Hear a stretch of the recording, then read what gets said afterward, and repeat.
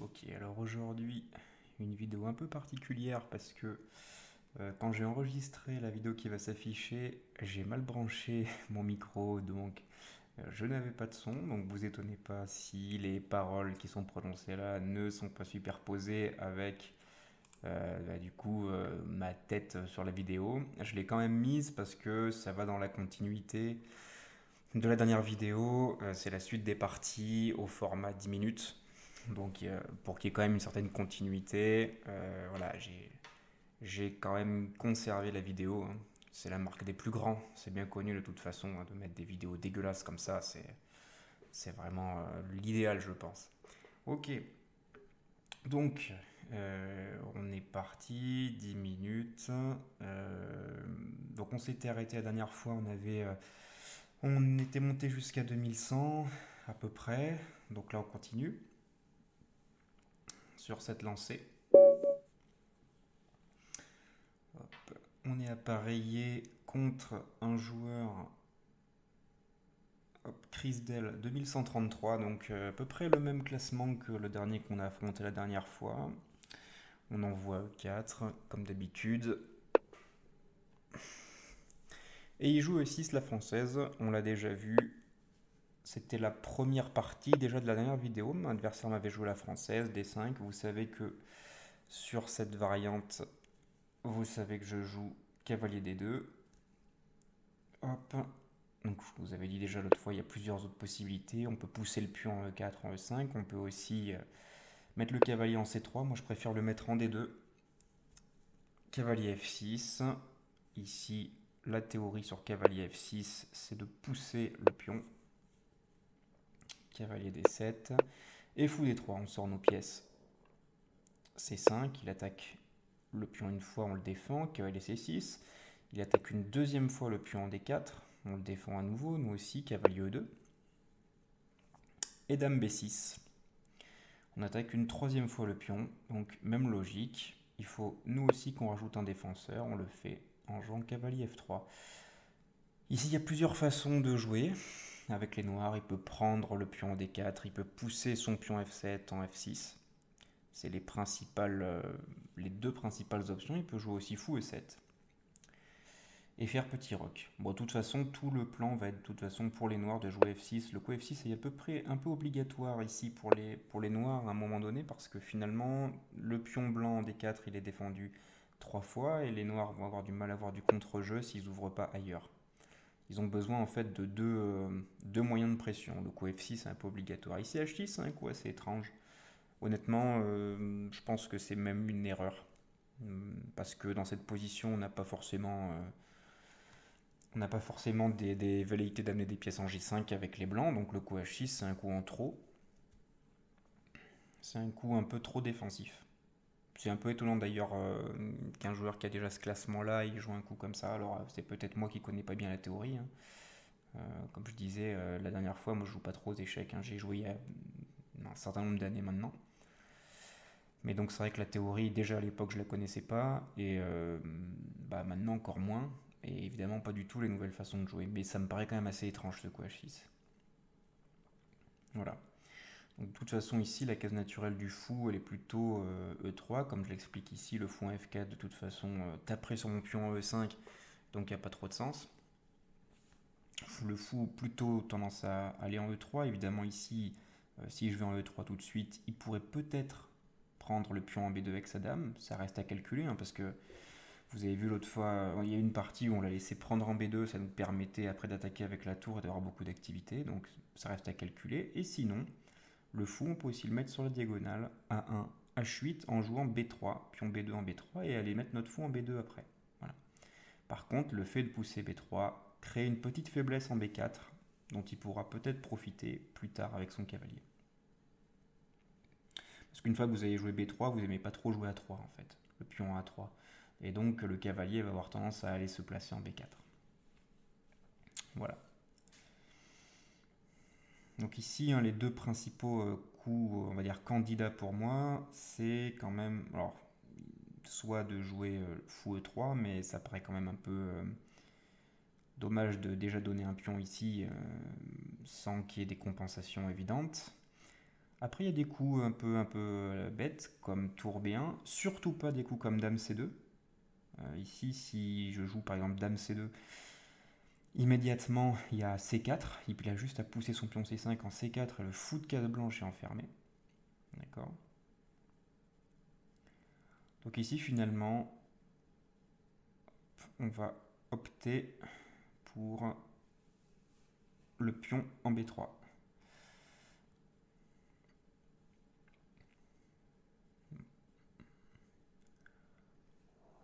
Après une intense réflexion. En fait, l'idée, c'est soit je joue B3 tout de suite, soit je peux jouer tour B1 et puis après, peut-être jouer d'une façon différente. Tour B1, c'est possible aussi dans cette position, je pense. Mais B3, ça paraît intéressant, quand même. Sachant que le fou peut aller en B2, mais le fou pourrait même en réalité aller en A3, parfois. Le fou en A3 pourrait aussi être parfois intéressant, avec l'idée que derrière, je pourrais peut-être l'échanger contre le fou en E7. Et en fait, comme son fou, lui, de case blanche, le fou qui est en C8, c'est le fou qui est faible dans la française pour les noirs. Et donc, quelque part, si j'échange le fou de case noire, je me retrouve avec. Donc, on a tous les deux plus qu'un fou sur l'échiquier, et mon fou de case blanche à moi, en D3, sera bien plus fort que le sien en D1 en C8. Donc, déjà, ça veut dire que j'ai des meilleurs. Enfin, au moins un meilleur fou que lui, que le sien. J'échange son meilleur fou contre le moins bon des miens, on va dire. Donc ici, hop, on joue fou C2. L'objectif de fou C2 maintenant, c'est de jouer dame D3. Hein. Voilà. Le coup est évident, c'est d'aller lui mettre de la pression avec dame B3. En fait, c'est le truc qui est pas joué, qu'il est joué H6. H6 affaiblit quand même, parce que ça me donne l'accès aux cases blanches. Disons que s'il n'avait pas joué H6, ça lui laisse toujours la possibilité, s'il a plus de défense à un moment donné justement sur cette diagonale, de jouer le pion en G6. Si je joue justement dame D3, qu'il a plus trop de défense, ça lui aurait permis de jouer G6. On voit qu'ici, il peut plus le jouer du fait d'avoir joué H6 en début de partie. Donc, c'est vrai il s'est beaucoup affaibli sur cette diagonale. Voilà. Donc, cavalier prend D4 ici. Ok. Donc, comme dans la partie la dernière fois, hein, lui, il aimerait jouer E5. Il aimerait jouer pion E5 pour faire jouer son fou. Et moi, mon objectif, c'est qu'il ne le joue pas. Donc là, par exemple, tout de suite, il pourrait potentiellement menacer de le jouer. Sauf que s'il joue E5 tout de suite, hop, tout à l'heure, j'avais cavalier prend, après cavalier prend E7 échec, et ici, je joue tour E1. L'idée de tour E1, c'est vraiment de l'empêcher de jouer E5, et qui reste avec son mauvais fou. Voilà. Donc ici, je peux reprendre soit avec le pion, soit avec le cavalier. Moi, je préfère reprendre avec le cavalier. L'idée, c'est que s'il me joue E5, ici, je fais cavalier prend C6, d'accord. Et le coup E4, par exemple, en se disant je chasse la dame et après je reprends le cavalier, ne marcherait pas. Parce que j'aurais cavalier E7, donc il serait obligé de faire sur cavalier, j'aurais cavalier E7 échec, un cavalier en C6. Donc sur cavalier prend C6, il serait obligé de faire dame prend C6, et je pourrais prendre son pion E5. Donc là, ce que je suis en train de montrer ici, c'est que par contre, il faut que je fasse très attention à la faiblesse en F2. Parce que la dame en B6 plus la tour en F8, pour l'instant, ni l'une ni l'autre ne vise la case F2, mais si je viens à échanger mon cavalier en D4, s'il vient à bouger, ce qui va forcément arriver, mon pion F2 pourrait devenir très vite très faible. Ici, il a choisi de prendre le pion en D4. Honnêtement, c'est un coup qui est quand même assez étrange. Parce que, comme on disait tout à l'heure, lui, son objectif, normalement, c'est quand même, quelque part, d'aller développer son fou, qui est en C8, et quand il vient me prendre en D4, ça devient beaucoup plus difficile pour lui derrière de pousser ce pion. Donc c'est un coup assez étrange, à mon avis. Voilà. Donc là-dessus, on joue dame G6.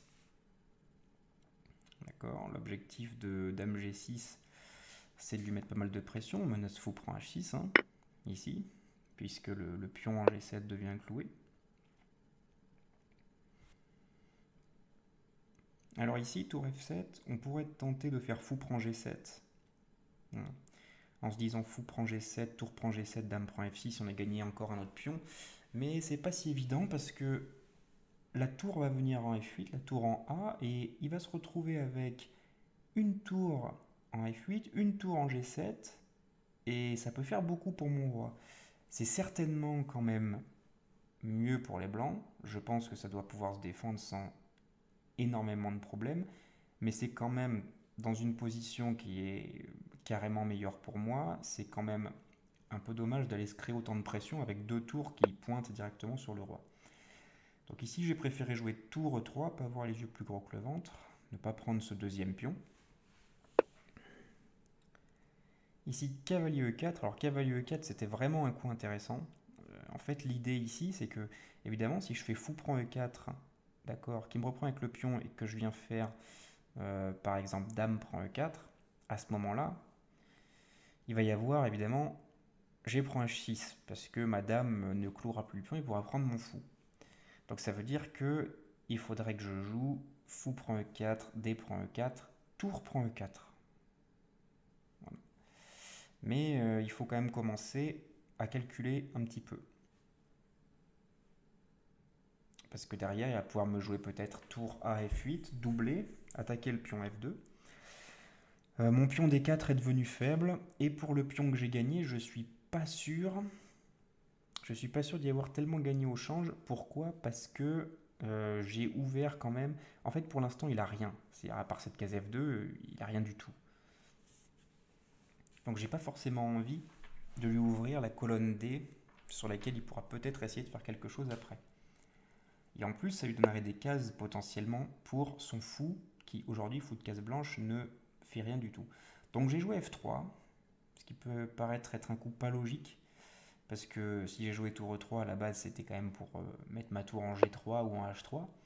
Mais ça m'a paru pas mal ici, parce que je me suis dit, certes, je ne peux plus le jouer, mais je suis quand même prêt à doubler sur la colonne E. Ma tour qui est en A, je peux la ramener en E bientôt. Et quelque part, je gagne un temps sur son cavalier, parce qu'il m'a joué cavalier E4, il revient en F6, donc il a perdu du temps. Donc oui, je joue peut-être pas ma tour sur la case initialement prévue, celle qui me paraissait la meilleure, mais c'est pas très grave, puisque je vais quand même lui mettre de la pression, et là je me prépare à doubler sur la colonne E, à essayer de lui mettre vraiment beaucoup de pression. Il y a quand même de l'idée derrière tout ça, et si on a l'impression que les blancs peuvent plus trop passer, vous allez voir qu'en fait, il y a quand même moyen de faire des choses. Mais pour ça, il faut avoir préparé un peu le terrain.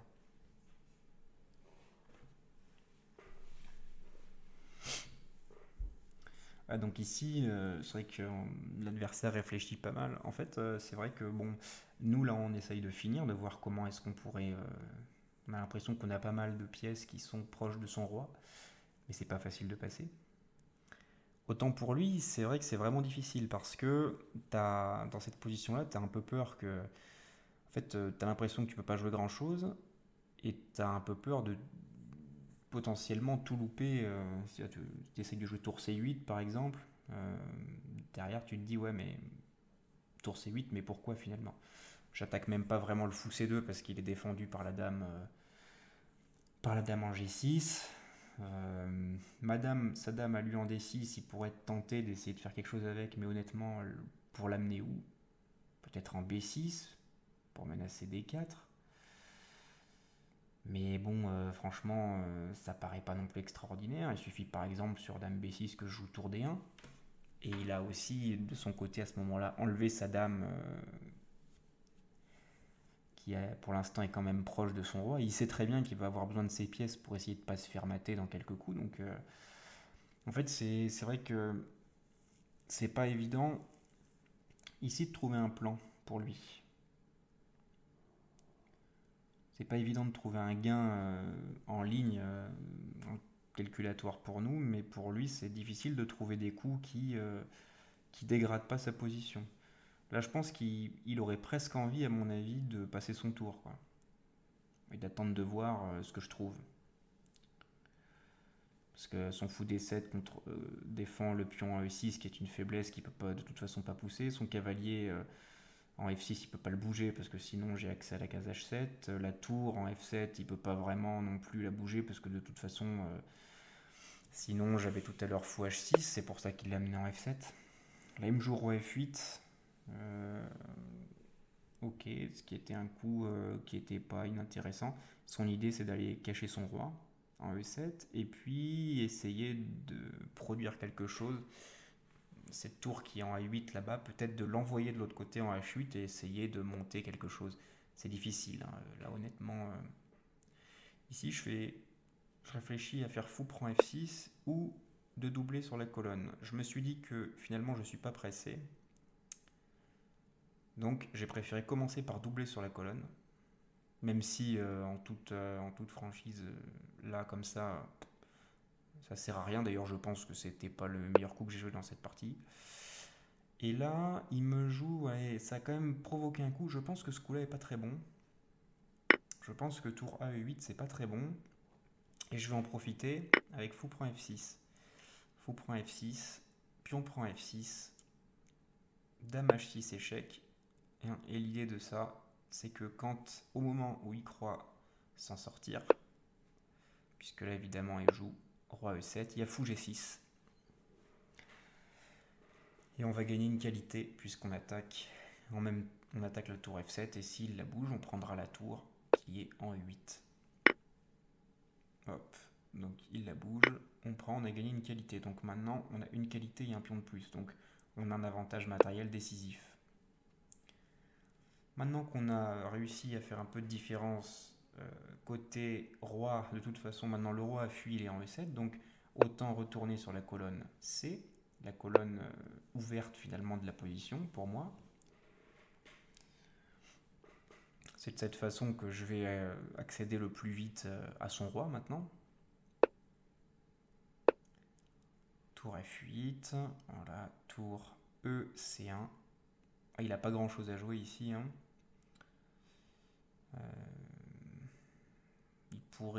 Il pourrait même, je pense, abandonner, même si la suite de la partie montre qu'il a eu raison de ne pas le faire. Parce que j'ai vraiment fait n'importe quoi sur la fin de la partie, vous allez voir ça. Tour C7, donc tour H8 qui est un coup qui ne sert pas vraiment à grand chose.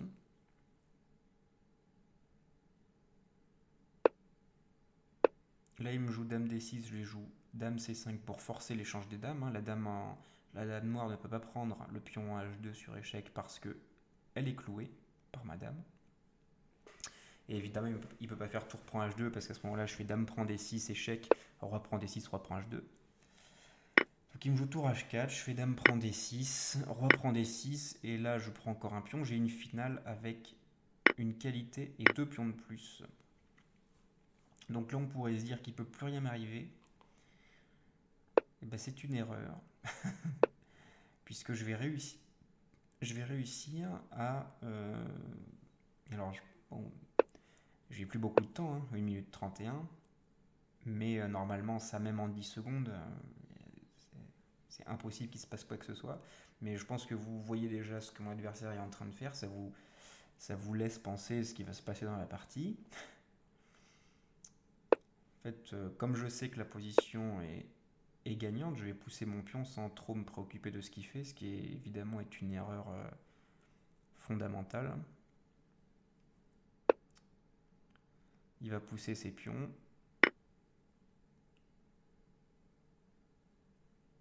Je pousse le mien aussi. Donc là, il hésite, mais il n'y a pas vraiment de quoi hésiter, hein. Il faut prendre évidemment avec le pion F pour avoir des pions liés. B6, il est obligé de jouer fou C6, sinon je fais dame. Et donc B7.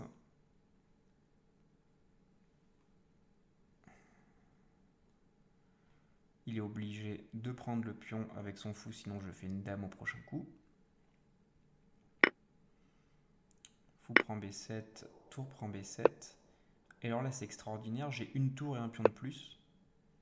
Bah, je vais réussir, vous allez voir la partie, je vais réussir à me retrouver perdant dans cette position. Ce qui est juste incroyable. Enfin, je pense que vraiment quelqu'un même un 800, cette position-là, même sans faire exprès, il la gagne facilement. Et moi, je vais réussir l'exploit de me retrouver perdant dans cette position. Je laisse pousser D6. Là, je commence à me rendre compte que j'ai joué n'importe quoi, qui commence à menacer des E2, tour D1. je reviens, mais le problème c'est que c'est un peu tard.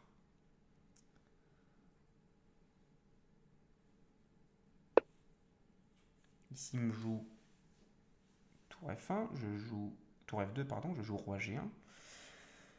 Parce que sur tour E1, il y a tour prend G2 et après il menace tour G1 de gagner la tour. Alors je joue roi G1. Ici, il me joue le très bon coup. Et la chance en fait que j'ai eu ici, c'est qu'il met beaucoup de temps à jouer. Il me joue D2 et en fait là j'ai beaucoup de chance. J'ai eu beaucoup de chance je pense. Parce que là, à mon avis ici il pouvait gagner. Il pouvait jouer E2 et il y avait presque dame on va dire.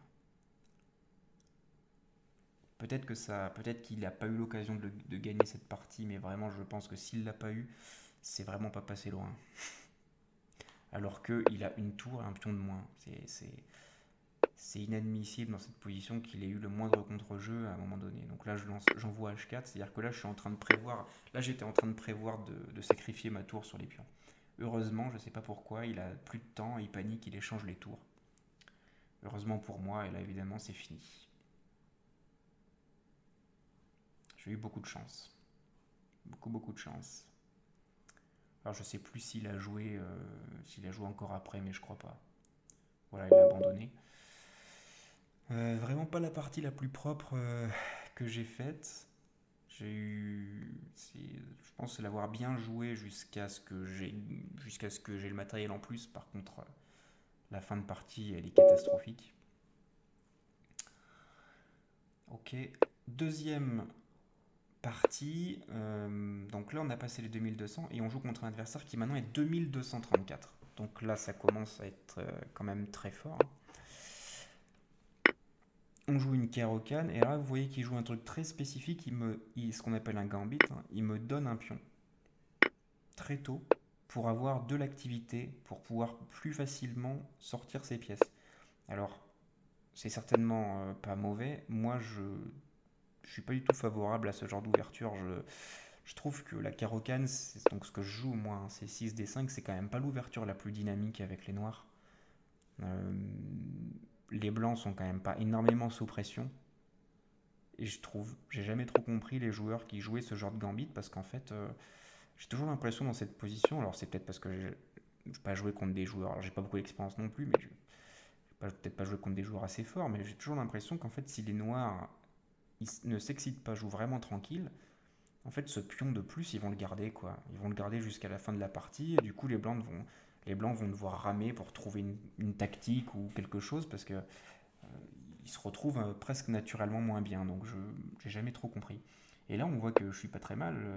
Cavalier D5, je menaçais cavalier F4 ou cavalier B4. D'ailleurs, je suis en train de réfléchir à jouer cavalier F4 ici, intercaler cavalier F4 avant de bouger mon fou.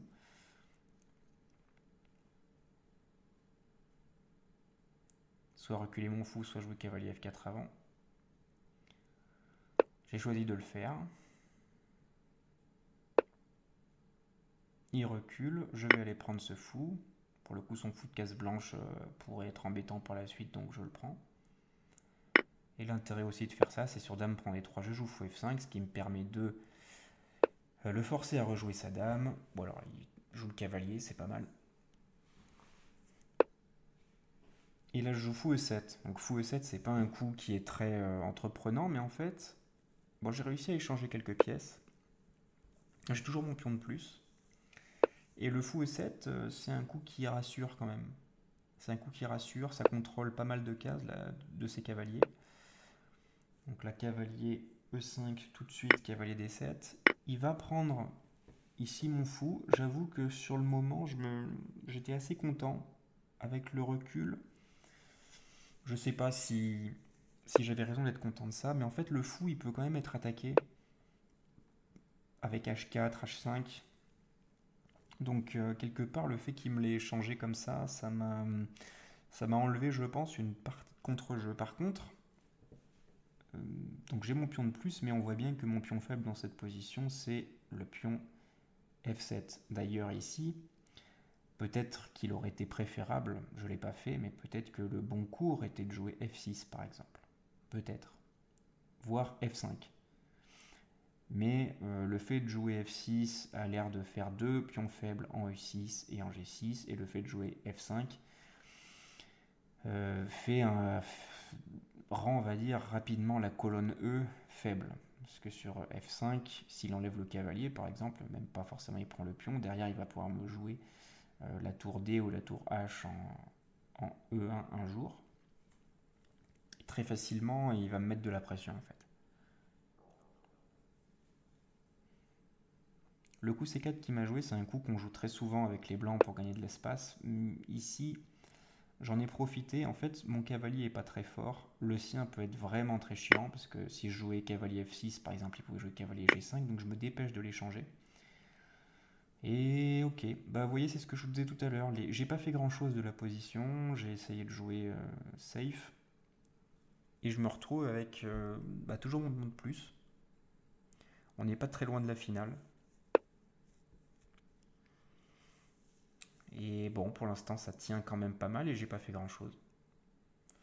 Ici, fou D6. Où est-ce que je mets ce fou? En D6, c'est possible. En B4, ça aurait été peut-être possible aussi, mais bon. Fou D6, c'est une provocation. Donc, il l'a. Allez, très bien, il l'a relevé en me jouant C5. L'idée de jouer C5, c'est qu'il puisse plus jouer D5 après. Parce qu'en fait, le fait d'avoir joué C5, maintenant, il est très embêté pour donner de la vie à son fou. Encore une fois, mon objectif, c'est évidemment de garder mon pion, mais c'est aussi de prouver que mon fou de case noire, on a tous les deux un fou de case noire, j'ai envie de prouver que mon fou de case noire est meilleur que le sien. Parce que si non seulement j'ai un pion de plus, mais en plus, la dernière pièce mineure qui nous reste, la mienne est meilleure, ça veut dire que ma position est écrasante. J'ai même pas besoin de calculer, je le saurais. Ici, il joue un coup très intelligent. Il joue D5. Ce qui paraît pas forcément logique parce qu'on se dit, bon, ok, son objectif c'est que je prenne ce pion et qu'il vienne prendre le pion G7. Sauf que mon pion G7 c'était un pion doublé. Donc c'était clairement pas le meilleur pion de ma position. Lui, le pion D, c'était un pion quand même clé. Mais de toute façon, ça lui permet de donner quand même de la vie à son fou qui n'en aurait jamais eu de la partie, parce que s'il n'avait pas joué ça, j'aurais joué tour D5. Et donc, il n'aurait jamais joué de la partie, son fou. Et alors, quelque part, c'est vrai que je prends son pion central, mais de toute façon, ce pion, c'était une cible, je pouvais justement m'appuyer dessus pour jouer tour D5, éventuellement tour H en D8 après. Donc quelque part, non, ça c'était un très bon coup, je trouve. Certainement, bien sûr qu'il ne prend pas un avantage ou quoi avec un coup comme ça. Mais par contre, s'il n'avait pas joué ça, je pense que sa position se serait très très vite détériorée. Il aurait eu énormément de difficultés à jouer. Donc là, la question c'est avec quoi je reprends. Ici, j'ai pas envie du tout de reprendre avec la tour. Moi, mon objectif maintenant, quand je regarde cette position, ça va être d'essayer. Il va y avoir une colonne qui va s'ouvrir.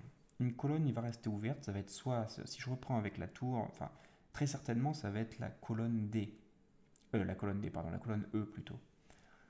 Ça pourrait être aussi la colonne C si je choisissais de reprendre le pion avec mon pion C6, mais honnêtement, ça me tente pas tant que ça parce que j'ai quand même mon roi en C8 et j'ai pas forcément envie. Pour l'instant, il a vraiment rien comme contre-jeu. Je veux dire, ici, il n'a pas la moindre chance d'avoir un avantage dans la position. Et j'ai pas forcément envie de lui en donner. Donc ici, les deux coups que j'envisage quand même le plus, c'est de prendre avec le pion E6 ou de prendre avec la tour.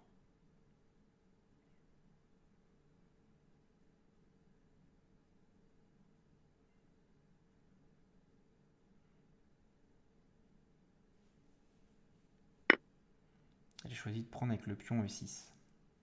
Sur le moment, ça m'a paru meilleur.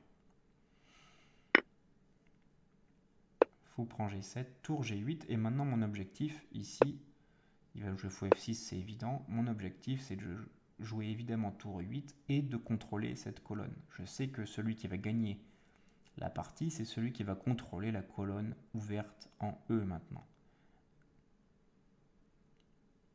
Enfin, c'est pas tout à fait vrai, parce que lui, il a un pion de moins, même si contrôler la colonne E, c'est pas sûr qu'il gagnerait du tout. Par contre, moi, avec mon pion de plus, je sais qu'en contrôlant, si j'arrive à garder le contrôle de cette colonne E, je sais que la partie est quasiment gagnée automatiquement. Donc là, en fait, du coup, vous comprenez, il n'a pas vraiment le choix ici. Il est obligé de contester la colonne. Contester, c'est je viens de mettre une tour dessus, il doit le faire aussi. Parce que s'il ne le fait pas, au prochain coup, je vais jouer tour 4, et derrière, je vais jouer ma tour G, je la mettrai en 8, j'aurai doublé mes tours sur la colonne E, et là, il ne pourra plus rien faire. Donc, il conteste, c'est très bien joué, il n'a pas le choix de toute façon, comme je vous disais. Donc, il conteste, il joue tour H, E1. Et maintenant, il faut faire un choix. Donc, comme vous l'avez compris, là, pour l'instant, j'essaie de contester la colonne, donc il est hors de question de prendre la tour. Ici, un coup malin, fou G3. L'idée, c'est de contrôler la case E1 chez lui. D'accord? C'est pas un coup très utile, c'est pour le forcer. Mon objectif, c'est de le forcer à prendre. En fait, je voudrais qu'il prenne en E8, que je puisse reprendre, et donc je serai le seul à contrôler la colonne E. Il me joue un bon coup ici, tour E3, même un très bon coup. Et moi là-dessus, je vais faire une grosse erreur, heureusement il ne va pas en profiter. En fait, mon objectif ici, c'est de réussir à garder le contrôle de la colonne E et d'essayer d'échanger à la limite le reste des pièces. Si je pouvais échanger les dames, par exemple ici, ça m'irait très bien. Parce que maintenant, j'ai un pion de plus, mais j'ai un bon pion de plus. Tout à l'heure, en plus, ce pion que j'avais en plus était doublé, c'était le pion qui était en G7, mais maintenant, mon pion de plus, on peut considérer qu'il est en D5. Donc, non seulement c'est un gros pion, parce qu'il est plein centre, et en plus, il est passé. C'est-à-dire que ce pion, il n'y a plus aucun autre pion qui peut l'arrêter. Ça veut dire qu'en finale, ce pion-là, il peut faire très très mal. Vous savez que le pion qui arrive au bout de l'échiquier, il peut faire la pièce que l'on veut. Donc bon là, le plus logiquement, ce serait une dame. Bon bah, ce pion-là, maintenant, c'est un gros avantage pour moi. Et là, je joue. C'est le moment pour moi où je fais une erreur. Alors, pas une grosse erreur, hein, je me retrouve pas mal. Ici, je joue dame F4.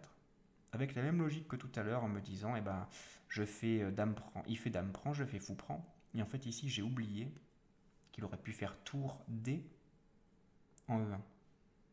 Et ça aurait été un coup qui m'aurait énormément gêné.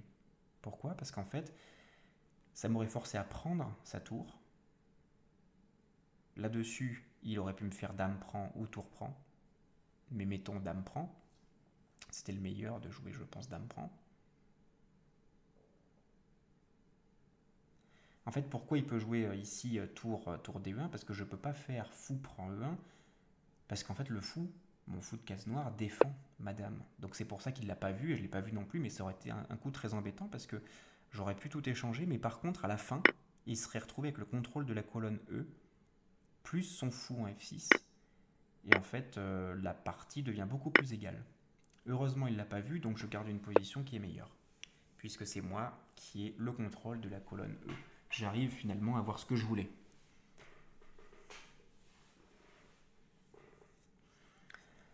Donc maintenant que j'ai ce que je veux, c'est les règles élémentaires de finale. Maintenant, si je veux améliorer ma position, il faut que j'améliore la position de mon roi. Donc je vais commencer à les fixer de son côté pour éviter qu'il fasse le fou. Et ensuite, on va monter le roi. On commence roi D7.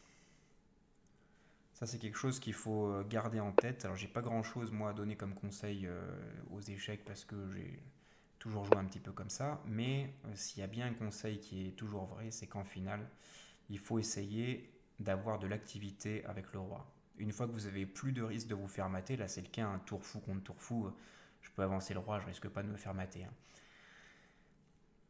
Une fois qu'il n'y a plus de risque, centraliser le roi, c'est vraiment important, c'est ce qui fait la différence en finale. Et là on est en finale maintenant. J'ai mon pion de plus, je sais que si je veux faire la différence, il va falloir que mon roi vienne supporter l'avancée de mon pion. Là, mon but, c'est de jouer derrière à un moment donné F5, c'est de jouer mon pion F7 en F5, hop, et puis de le pousser F4, F3, etc.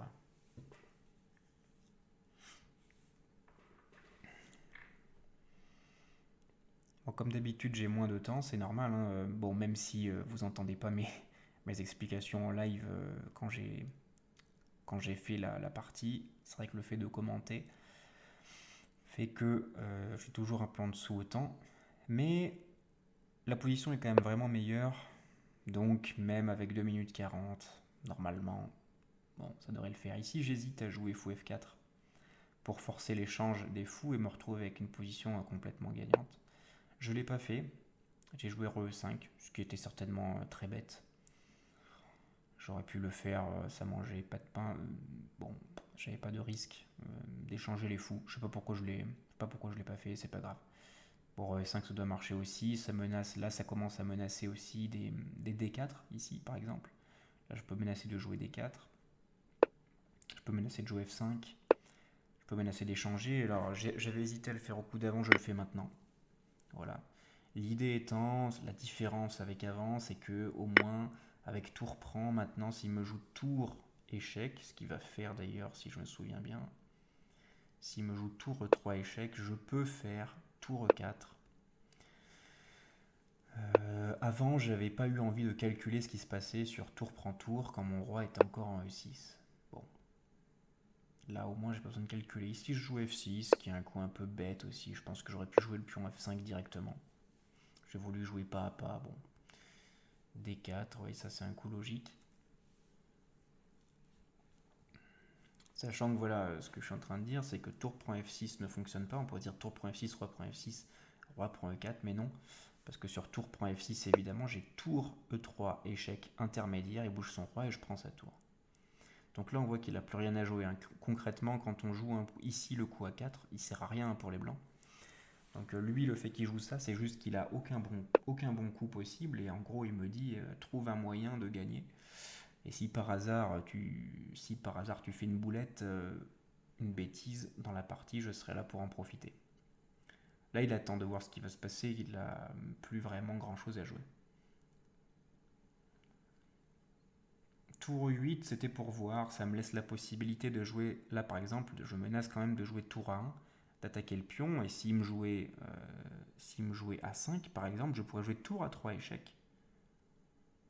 D'accord? Attaquer le roi et du coup échanger les tours. Tour A3 échec, roi E2, tour prend F3, roi prend F3. Et là, bon, bah, la position est finie puisque j'ai un pion de plus. Il n'y a plus de tour. J'ai plus qu'à pousser mon pion.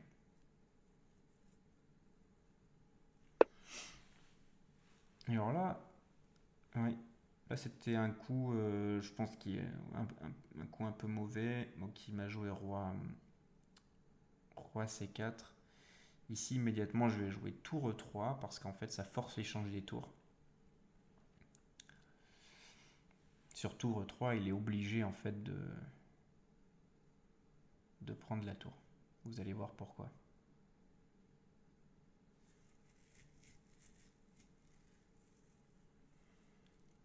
J'ai hésité un peu à le jouer, mais je vois pas trop pourquoi. Ah, j'ai joué F5 avant, c'est vraiment très bête. Je me souvenais pas que j'avais intercalé F5. Bon, c'est pas grave. F5, j'ai pris F5, bon, ça marche aussi, mais c'était vraiment pas utile.